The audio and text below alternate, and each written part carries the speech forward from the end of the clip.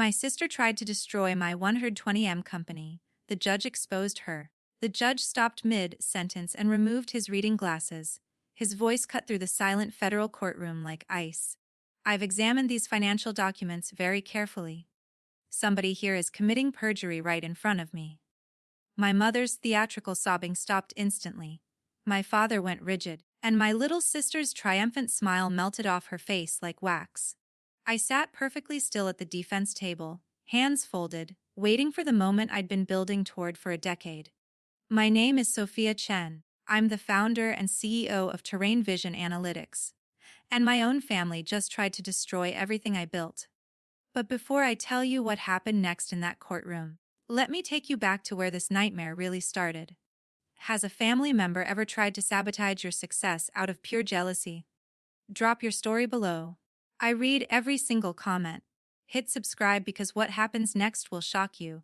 I grew up in Denver, Colorado, where my father, Robert Chen, ran one of the biggest commercial real estate empires in the Rocky Mountain region.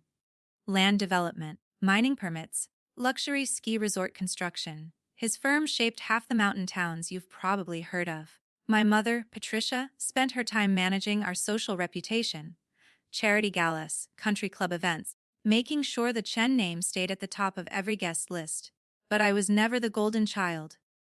That title belonged to my younger sister, Lily, 8 years younger than me, spoiled from birth, the future heir to everything. I'll never forget the summer she turned 17. Dad brought her to a high-stakes negotiation meeting at a downtown restaurant. He introduced her to the investors like she was already running the company. "This one has the instinct," he said, patting her shoulder.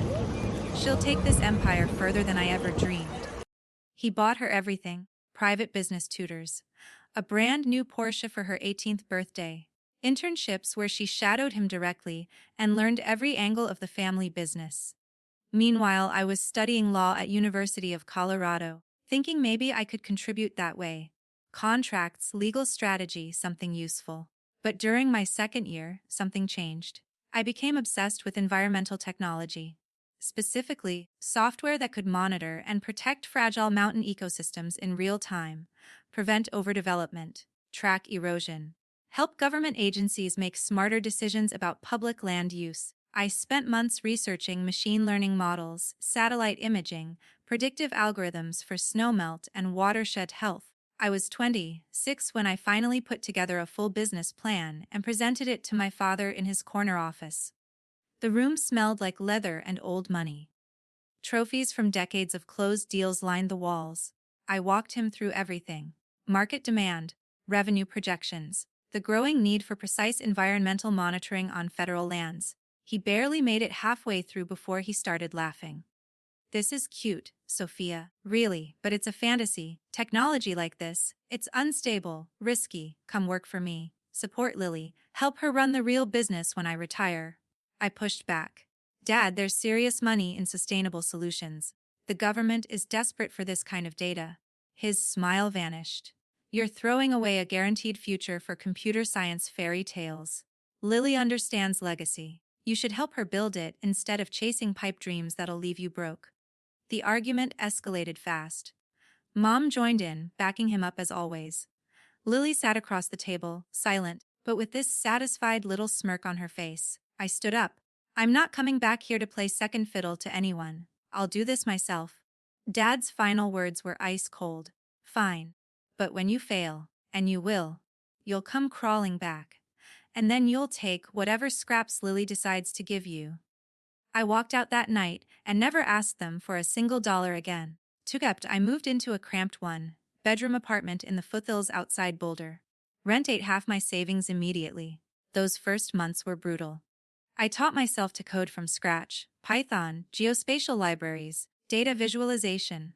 I stayed up until 3 a.m. most nights, running through federal land management regulations, building models, testing prototypes. Money ran out fast. I took freelance gigs writing environmental reports for tiny nonprofits just to cover rent and ramen. My first big break felt like destiny. I met someone at a startup conference who claimed he had investor connections. We shook hands over coffee. I shared my entire code repository with him. Algorithms, designs, everything.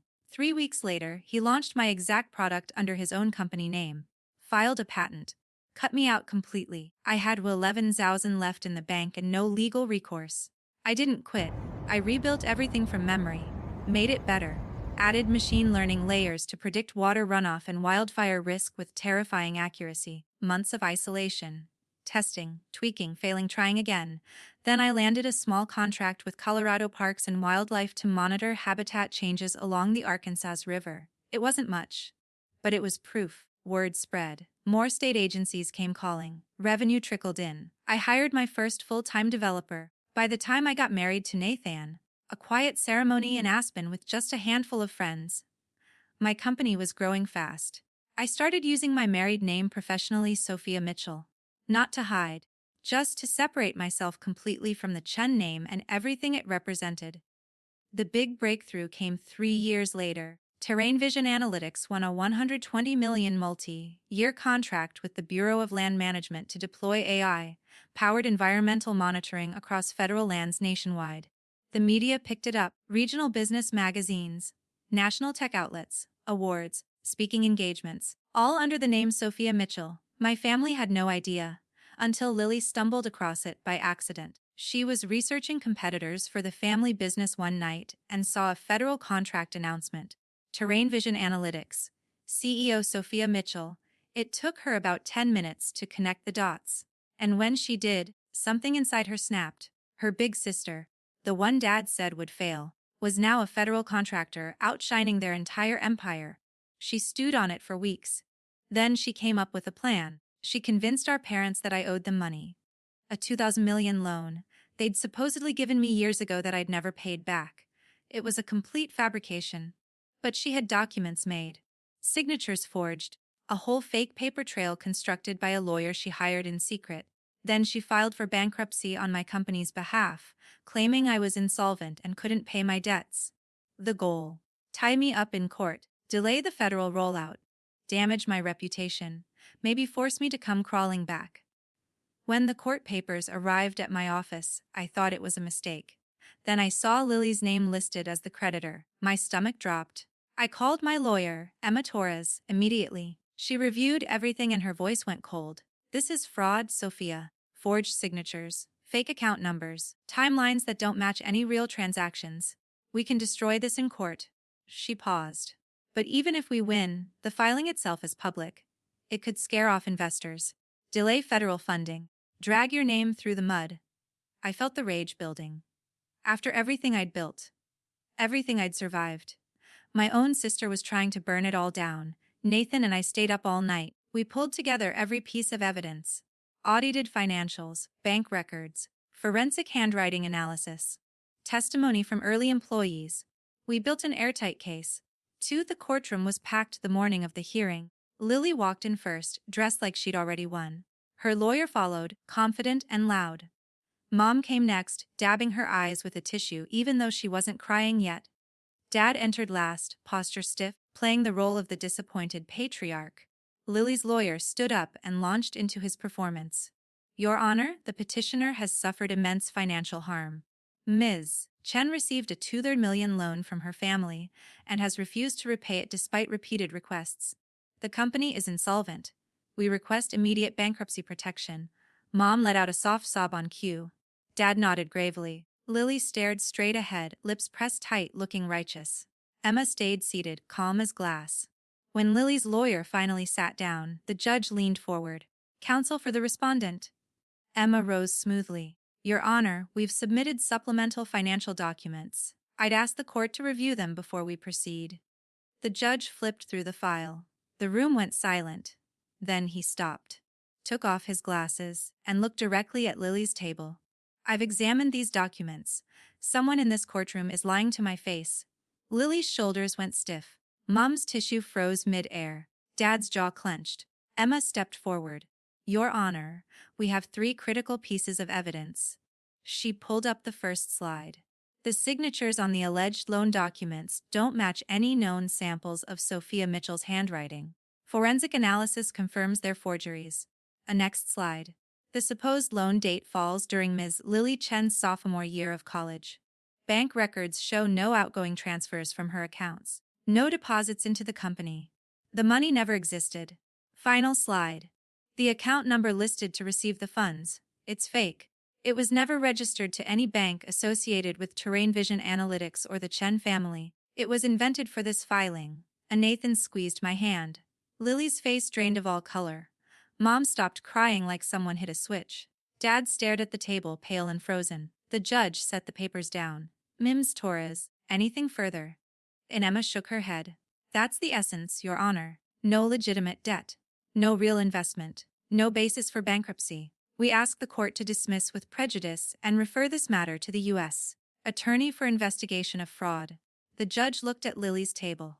This petition is fraudulent. The case is dismissed with prejudice. All materials will be forwarded to federal prosecutors. This court will not tolerate attempts to manipulate bankruptcy law or interfere with a federal contractor. The gavel came down. Lily sat frozen. Mom stared at the floor. Dad's knuckles were white. Emma turned to me with a small nod. Nathan exhaled for the first time all morning. The weight I'd been carrying for 10 years finally lifted. 2 federal investigators moved fast. Lily's lawyer cracked under pressure and handed over everything. Emails, recordings, drafts of the fake documents. The whole plan laid out in detail. Lily took a plea deal, felony record, probation, massive fines, restitution. And Dad, he removed her from the company's succession plan entirely. The golden child fell. The family business collapsed within a year. Clients pulled out. Banks tightened credit. Dad eventually sold to a competitor for pennies on the dollar. The Chen empire crumbled. Mom sent me a letter months later. 12 pages of excuses. We only wanted what was best. No real apology. Just regret that things escalated. I read it once. Never replied. The final time I saw them was in the courthouse hallway after Lily's sentencing. They looked small. Defeated. I walked up and stopped a few feet away. I assume you understand what you did, I said evenly. The fraud. The lies. The attempt to destroy what I built. Dad started to speak. I cut him off. Don't. You supported her. You chose to believe I'd fail instead of admitting you were wrong. A mom whispered. We thought we were protecting you. Protection doesn't involve forged documents in federal court. Lily finally spoke, voice cracking. I didn't think it would go this far. But it did. I said, and I'm done. Don't contact me. Don't reach out to Nathan or anyone connected to my company. We are no longer family. I turned and walked away. No one followed. Today, Terrain Vision operates in 6 states. Over 300 employees. Billions in federal contracts. Nathan and I live in a house we designed ourselves in the mountains above Boulder. Wide windows. Sunset views. Peace. Our daughter, Harper, just turned 2. I hold her sometimes in the evenings while she drifts off to sleep, and I whisper to her about chasing what matters. About trying things that scare you.